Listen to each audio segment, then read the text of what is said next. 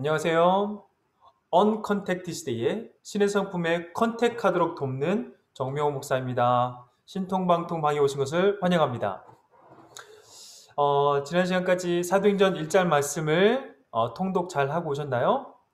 오늘부터는 사도행전 2장 말씀을 같이 묵상하고 7장 스데반의 순교 부분까지 좀 나가려고 하는데요. 2장에서는 어떤 일이 일어나게 되죠? 우리가 잘 알고 있는 것처럼 오순절 성령 강림 사건이 일어나게 됩니다. 오순절 성령 강림 사건이 가지는 그 의미가 무엇인가? 어,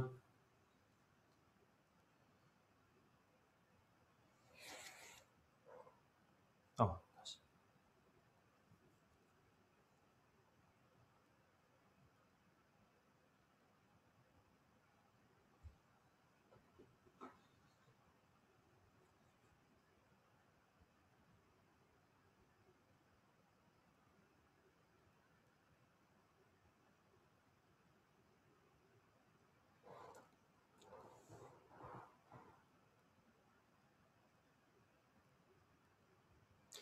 사도행전 2장에서는 그 유명한 성령 강림 사건을 경험하게 됩니다.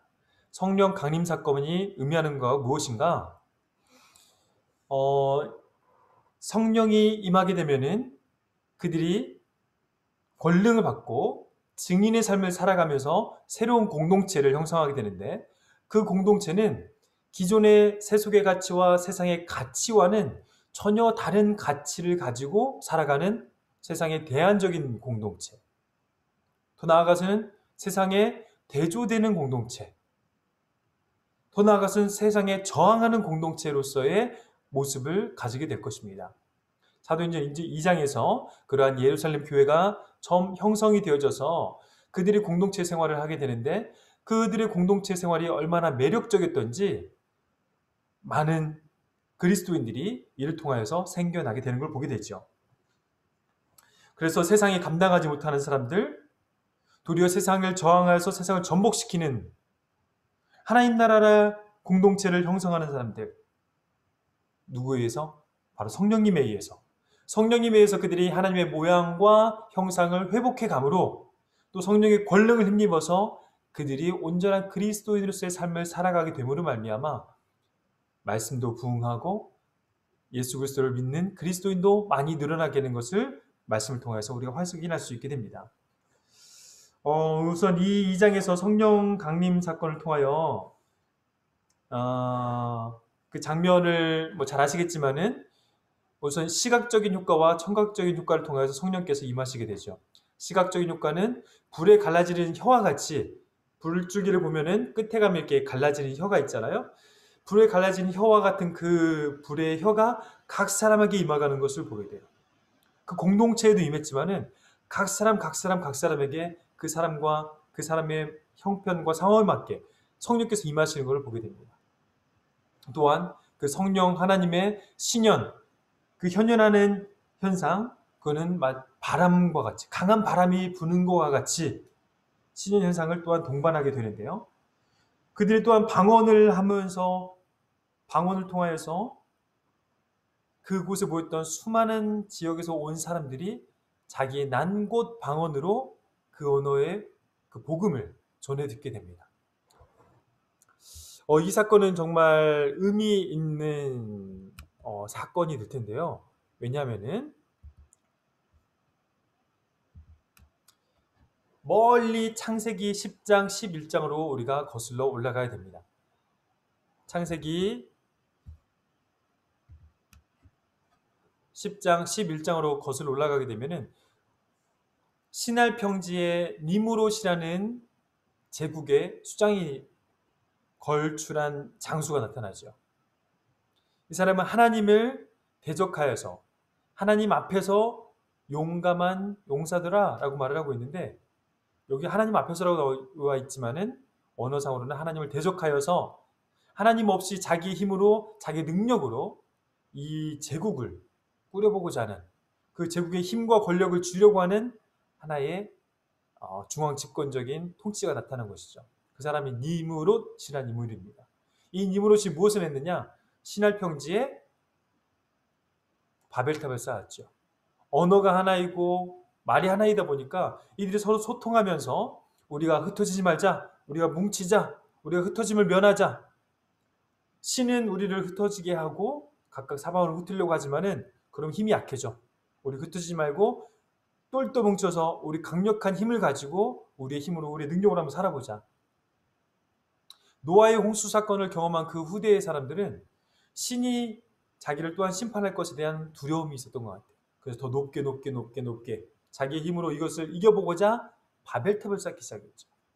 자기의 이름을 내고 자기의 흩어짐을 면하여서 중앙 집권의 힘을 통하여 자기의 제국을 만들려고 했던 힘으로 그들이 그렇게 하나님을 대적하여서 자기의 왕국, 하나님 나라의 방식이 아닌 피라미드 구조의 통치자 몇 프로의 사람들이 노예와 하급 계층에 있는 8, 90%의 사람들의 고열을 뜯어내면서 이 부의 불균형과 힘의 불균형을 이용하여서 왕국을 유지하려고 하는 이 나라를 하나님께서 흩어버리시죠. 언어를 혼잡하게 만듦으로 말미암아 그들이 흩어지게 됩니다. 그 사건이 바로 창세기 10장, 11장에서 우리가 경험하였던 바로 노아의 후손들의 흩어짐 사건이죠. 그러나 이것으로 전 세계의 많은 나라들이 흩어져서 각자 자기 문화를 가지고 자기 소견에 어린 대로 살아가던 그 저주가 이제 종식되게 되는 것입니다. 세계 열방에 흩어져 있던 수많은 나라의 사람들이 오순절날에 어디로 보이죠? 특히 디아스포라들이 디아스포라의 20대 이상의 성인 남성들은 무조건 1년에 3회 이상 예루살렘 성전에 오게 돼 있죠. 유월절 때 왔는데 예수 사건으로 예수가 십자가에 돌아가신 걸 경험하게 돼요. 그 후에 50일이 지난 오순절날, 칠칠절날 그들이 또한 예루살렘 성전에 왔는데 무엇을 경험하느냐? 성령 강림 사건을 통하여서 그 갈릴리 사람들이 뭐라고 방언을 얘기하는데 자기네 난 곳에 태어난 곳의 언어로 그 언어들이 다 들려지며 그 복음이 전해 듣게 된 거죠. 이 나라들이 어디에서 왔느냐? 다른 지도를 통해서 한번 살펴보도록 하겠습니다. 여기 지도를 보게 되면은 사도행전 2장 9절부터 보면은 바데인 여기 바데 표시되어 있죠? 제가 표시를 한번 해드려 볼게요. 바데 그 다음에 메데인 그 다음에 엘라민 메소포타미아 이 티그리스 유프라데스를 중심으로 해서 생겨난 문화가 메소포타미아 문명이 되겠죠. 이 지역의 메소포타미아 그 다음에 유대 땅 죄송합니다. 예루살렘 중심으로 이 유대 땅 갑바도기와 터키 지역이죠. 지금의 그 당시에는 아시아라고 불렸던 갑바도기아 본도 아시아 부르기아 밤빌리아 이런 지역에서 지금 다 몰려왔다는 거예요. 또 어디서도 왔어요? 애굽에서도 왔네요. 또 어디서도 왔어요? 구레네 지역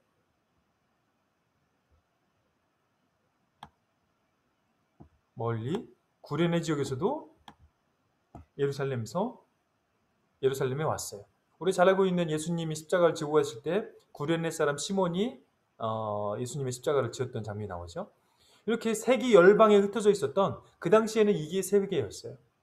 그 당시에 그들의 시각에서는 땅끝이 또 세계가 이게 전부였던 것이죠.